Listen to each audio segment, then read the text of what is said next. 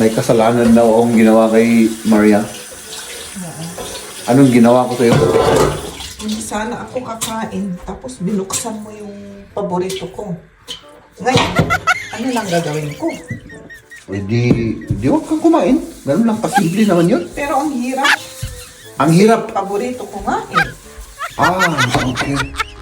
Dahil ano, so ibig sabihin kasalanan ko kung kakain ka ngayon. Kasalanan mo ito. Ganun. O sige. Liam niya. Hello?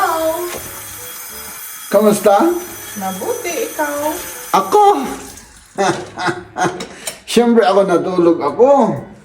Pero mabuti rin. Mabuti rin. Alam mo kung bakit ako natulog? Sakit yung ulo mo? Kasi kapag natutulog ako, mahal. Naalala mo ako. Kapag natutulog ako, mas matindi yung pagmamahal ko sa'yo.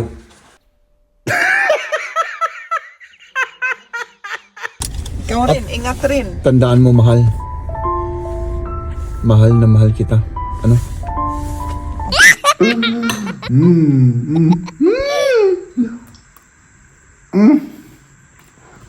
Masarap na. Ang sarap. Grabe, ang linis. Ang linis.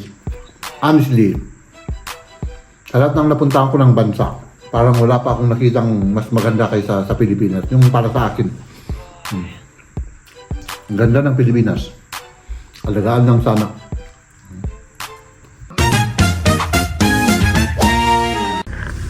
Magandang umaga. Good morning, good sa inyong morning. lahat. Good morning.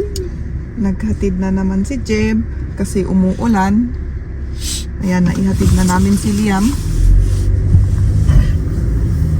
At ngayon naman, ako ang ihatid. Oo. Maghatid-hatid tayo ngayong umaga, mga kaibigan. Para walang mabasa. Yun nga. Oh, Oh, grabe masakit naman mo. yun. Delicats naman dito. Gustong lumabas pero ayaw maghintay. Eh, siyempre, hindi naman po pwede. Delikado dito sa bandang school. Ano? Oo. Siyempre, nagra-rush lahat. Nagra-rush sila lahat. Ayun. Oo. Ayun. Trabaho ulit ngayon. Oo. At Bagong araw, bagong week. bagong pag-asa. Pag-asa. Oo. Oh, may pulis. Na, malapit na kami sa trabaho ko. Ang daming sasakyan ngayon, ano? Oo, marami eh. Parang- Kasi umaga, lahat sila Oh, ayan po, pumupunta sa nasa trabaho. bisikleta. Mag-ingat-ingat Sige. lang. Ingat-ingat oh. Oh, dito na tayo. Ano? Ayan. Ayan, nandito na kami. Ayan, si Maria. Sige, paalam na ako. Oh. Mag-ingat ka, ha? Mahal? Alangan. Oo. Mag-ingat ka. Ikaw rin, ingat rin. Tandaan mo, mahal. Mahal na mahal kita. Ano? Tumigil na yung ulan, mga kaibigan. At tayo naman po ay, ayun, magtrabaho. No? Si Maria mo, mga kaibigan, ay dito sa syudad nagtatrabaho. No? At ako naman, mga kaibigan, yung kadalasang pinupuntahan ko ay mga 3-4 na kilometro. No? Ayan, dito na tayo pero may nakabalanda.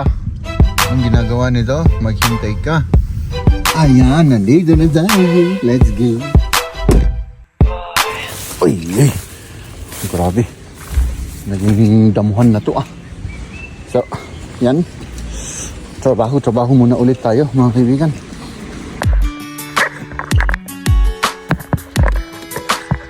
Sana hindi malaglag to.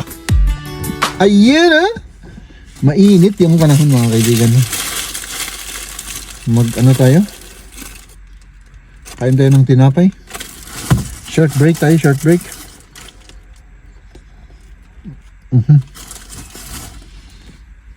Oh, banana.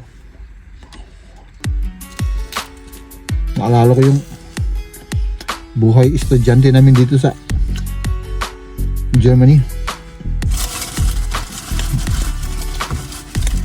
Kung wala kaming baon, ito yung kinakain namin. Basta break time. banana, prutas o kaya isang tinapay. Ganun.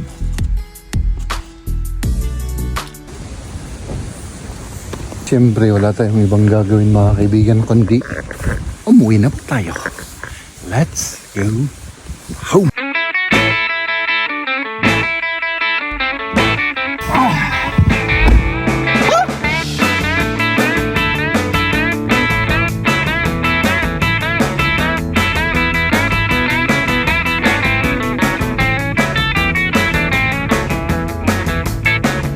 Siyempre, maghihintay ulit tayo mga kaibigan.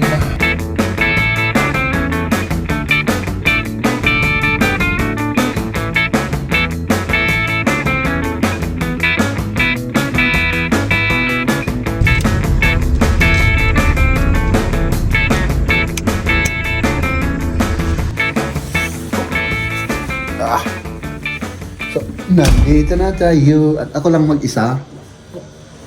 Kanya? Ay, ako lang pala. Ako lang mag-isa dahil si Mrs. mga kaibigan at si Liam ay ano sila? May kinasalubong nakalaro yung classmate niya at nandun sila sa park. At syempre tayo naman mga kaibigan ay kumain tayo. Kung ano ang nandirito, kainin natin. So ayan mga kaibigan, let's eat. Ang ulam natin mga kaibigan ay ito. Fried days. Days ba? Fried days. Magdidilakot tayo ngayon. Yun no? Kasi si Mrs. walang oras siyang nagluto. Nagtrabaho. Ay nako. Oh, diba? Ito yung masarap. My black beans na fried days. Hey, apo, nag-imasan. Hindi ko lang alam kung saan namin binili to. Kasi parang wala ito eh. Yung ano. At syempre yung sili at ano natin. Bawang at sili natin. At meron tayong tomato. Tapos banana. Yun ang ulam natin ngayon. Aba? Ay, nako. At least yung weather natin mga kaibigan, medyo okay na. Hindi na siya maulan, pero next week ulit, magpapalit sigurado na naman yung yung weather natin. So, sana dumating na mga kaibigan yung tinatawag na summer. Kasi lahat ng nandito sa Germany hinihintay yung summer. Ay nako.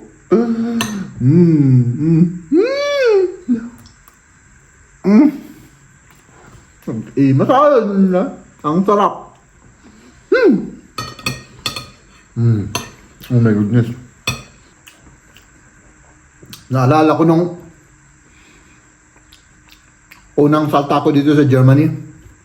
Siyempre, yung linuto ni Mrs. Menudo. Diba? Yun ang linuto niya. Yun ang inulam ko. Tapos nung mga nakasumunod na araw, mga German food naman. Ay naku, grabe. Parang hindi ako nabubusog.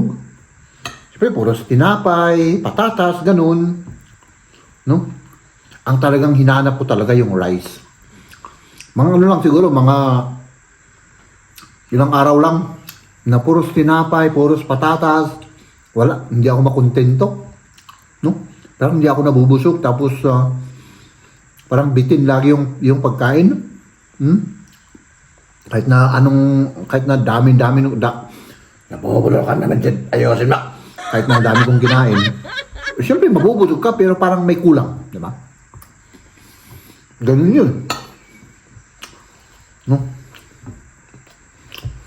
So, iba talaga yung pag pumunta ka sa isang lugar na ibang-iba yung kultura nila. No? Culture shock, yung mga ganun. No? Tapos yung mga ano ko pa nun, yung... Kasi dito, pagka ano, grinigreet mo lahat yung mga nakakasalubong mo, ganun. Hindi naman kailangan i-greet mo sila. Pero parang mas friendly ba kung ganun na, good morning, kahit hindi mo kilala, morning, ganun. Para bang maganda sa pakiramdam. Kasi sa atin noon, kahit nakilala mo yan, ganun lang tayo, di ba? Ganun lang. Pero dito, grinigreet yung mga yun ba? Oh, di ba? No? Tapos, ay nako, ito pa. Grabe, ang linis. Ang linis. No? Grabe. Kasi, noong, yun nga, bago ako pumunta dito sa Germany, tumila ako sa tita ko sa Bulacan. Tapos lagi akong pumupunta sa German Embassy, naglalakad ng papeles, pupunta ako sa mga opisina dun sa Manila. Siyempre, sanay na tayo na makalat sa paligid. Unang pagpunta ko dito, ay nako, grabe. Yun ang unang-una kong napansin. No? So yun. Sana, ganun din ang disiplina natin, no? Hindi ko naman kinukumpara, pero na-appreciate ko lang yung mga disiplina nila dito. Grabe. Pagdating sa kalinisan sa paligid. Pag ganun din sa atin sa Pilipinas, ay nako! Mas gaganda pa yung Pilipinas. Kasi mga kaibigan, honestly, sa lahat ng napuntahan ko ng bansa, parang wala pa akong nakitang mas maganda kaysa sa Pilipinas. Yung para sa akin. Ang ganda ng Pilipinas. Alagaan lang sana. Diba? Ganun lang.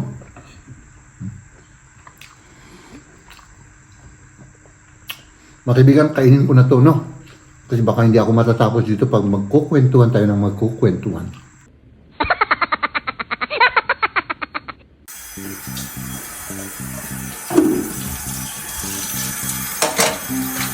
Hello?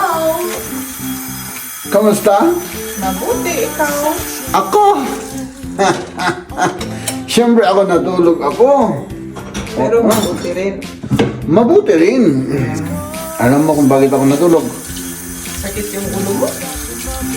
Kasi kapag natutulog ako, mahal, Naalala mo ako. naaalala kita. Napaniginipan mo ako. Oo. At tumitindi yung pagmamahal ko sa'yo.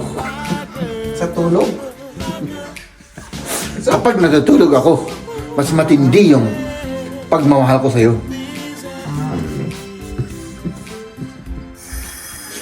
Ganun ako magmahal. My love. OA.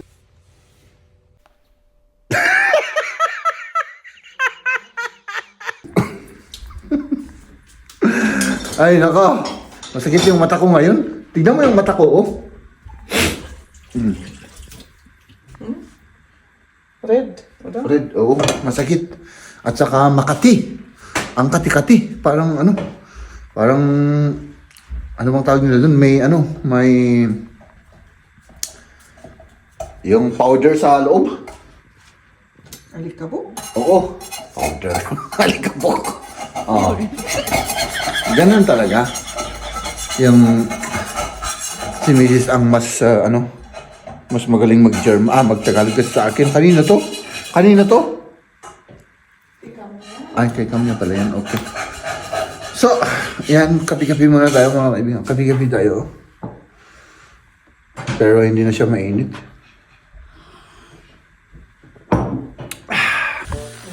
Mga kaibigan, may kasalanan na akong ginawa kay Maria. Anong ginawa ko sa'yo? Hindi sana ako kakain. Tapos binuksan mo yung paborito ko. Ngayon, ano lang gagawin ko? Di huwag kang kumain. Ganun lang, kasimple naman yun. Pero ang hirap. Ang hirap. Paborito ko nga eh. Ah, okay. Dahil So, ibig sabihin, kasalanan ko kung kakain ka ngayon. Kasalanan mo. Ah, ganun. O, sige. Liam, ya? Okay. Okay, Liam. Edi, pag kumain ka, umalis na lang ako para hindi ko kasalanan. Sense nun. Walang sense. Minaksan ko lang ito. Inulam natin kanina. Paborito niya. Ladies and gentlemen,